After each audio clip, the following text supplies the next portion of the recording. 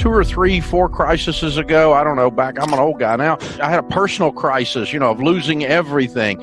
I decided I was never going to be the victim of the things I can control when one of these things that I can't control come at me again. And so we got out of debt and we built an emergency fund. And we were in the last downturn of 2008, we were in a position we had piles of cash. And so I was able to buy real estate at a nickel and a dime on the dollar. And it was a wonderful time.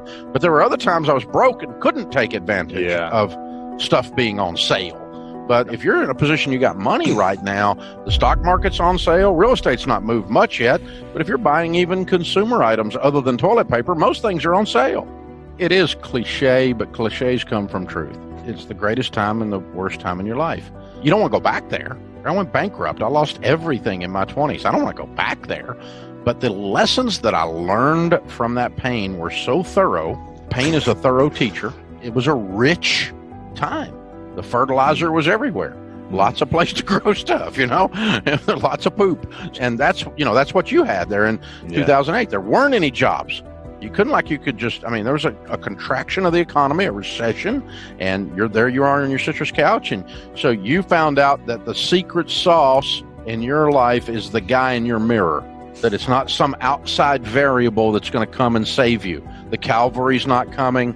Santa Claus doesn't live in Washington, D.C. It's up to you, baby. Get up off the couch. I got to go leave the cave, kill something, and drag it home. You found that truth in that moment. I found that truth that what doesn't kill you makes you stronger. That old saying. I found that truth. And nowadays, now that I've been through, Y2K or 911 or all these initials come at you, the horrible thing of 2008, now the corona.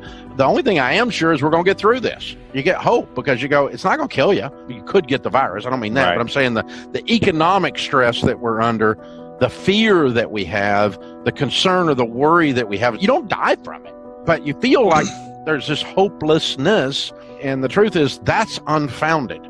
The truth is there's a lot of reason to have hope. By this time next year, where do you really think we're going to be? Are you not 90-something% sure that the economy will be roaring again and your life will be back to some level of normalcy? You think it's going to be 10 years for you to personally recover from this? No, that's absurd.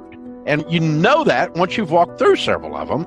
And so it's just, to me, it's like, yeah, you're going to make it. We're going to be okay.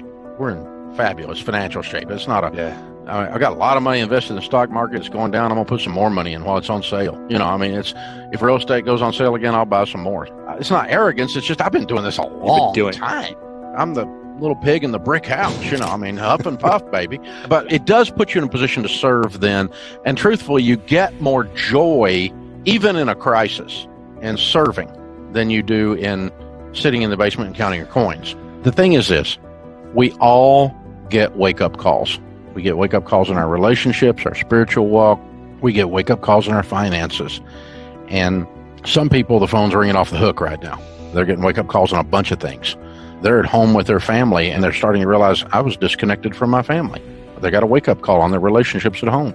They've gotten a wake-up call on, I don't have any savings, and I'm deeply in debt. This isn't working. And so the cool thing is when you get the call, then you have to make the choice. Are you going to answer the phone?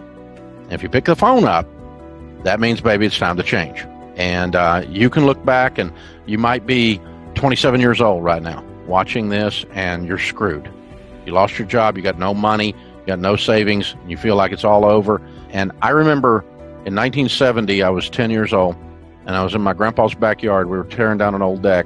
And I pulled some nails out of those old boards as we were taking the boards off. And he taught me to put them down and straighten them with a hammer and save those used nails in a coffee can. Now, my Grandpa Ramsey was one of my favorite people on the planet. This is 1970, and he was still answering the phone that rang in the Great Depression. It changed his life. He was frugal and careful and wise with money the rest of his life. And so someday, 27-year-old, you're going to be sitting on the back porch with your grandkid, and you're going to remember back in 2020, there was the coronavirus, and it changed my life. And you're going to be that guy. You're going to be giving dad jokes, and grandpa jokes, right, like I am now. And you're going to get that opportunity. I was 28 years old when I lost everything. It was my fault. It was the S&L crisis. The banking climate changed. I'd built a house of cards. I was stupid. And the phone rang. And it was my wake-up call. Are you going to answer the phone?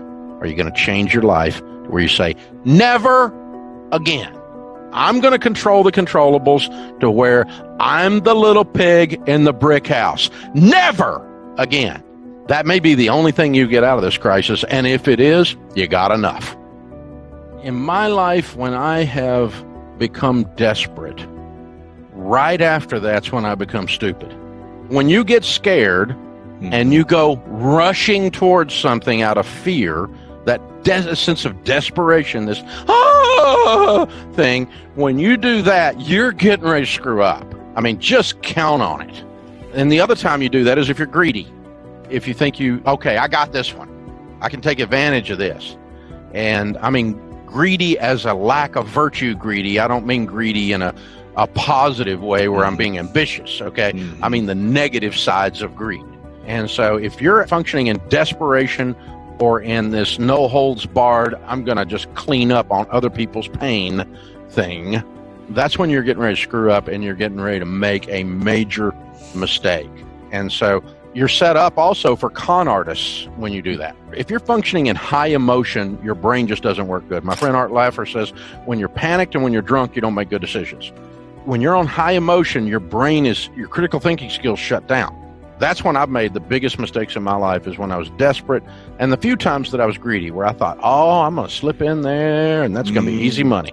A buddy of mine, I was in my 20s, and a buddy of mine was buying gold. Now, this is in the 80s. Okay, it's 1,000,000 years ago.